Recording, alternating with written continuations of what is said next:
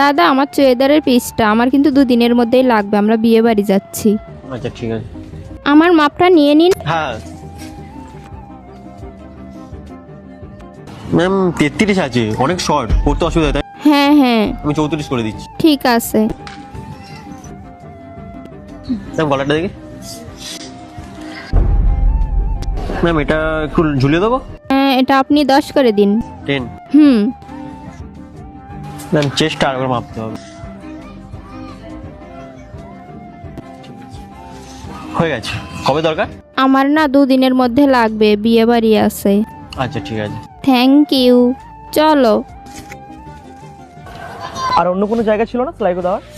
কি? আমি এটা বলতে চাইছি, এখন অলিতে গলিতে বুটিক খুলে গেছে, কত মেয়ে বুটিক নিয়ে বসে আছে, এখানে সেলাই করতে খুব দরকার ছিল।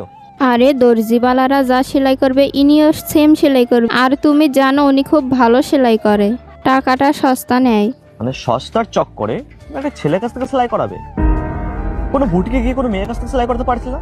শোনো, ও কাজ করার নাম করে তোমাকে টাচ করছিল, ম্যাডাম এখানটা ছোট করে দিই, এখানটা বড় করে দিই, একটু লম্বা করে দিই, সব বুঝি আমি।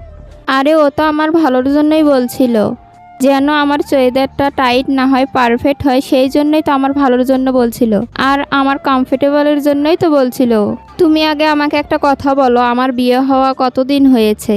2 বছর। তার আগে কি আমি এই জায়গাটা জানতাম? তাহলে আমি এই জায়গাটা জানলাম কি করে? তোমার মা আমাকে সাজেস্ট করে সেই জায়গাটা, বলেছে মা এখানে গিয়ে সেলাই করবি, এখানে খুব ভালো সেলাই করে, খুব কম টাকার মধ্যে সেলাই করে। আগে ওর বাবা বসতো, তোমার মা ওর বাবার কাছ থেকে সেলাই করাতো, এখন ওর ছেলে বসে, আমি এখান থেকে সেলাই করাই। এরপর কি হলো কিন্তু সেটা দেখার আগে আপনি যদি ছবি দুটোকে মন থেকে ভালোবাসেন তাহলে চ্যানেলটাকে সাবস্ক্রাইব করে যাবেন। যদি না দেন তাহলে বুঝবো আপনি এই ছবি দুটোকে মন থেকে ভালোবাসেন না। কমেন্টে বলেন আমিন।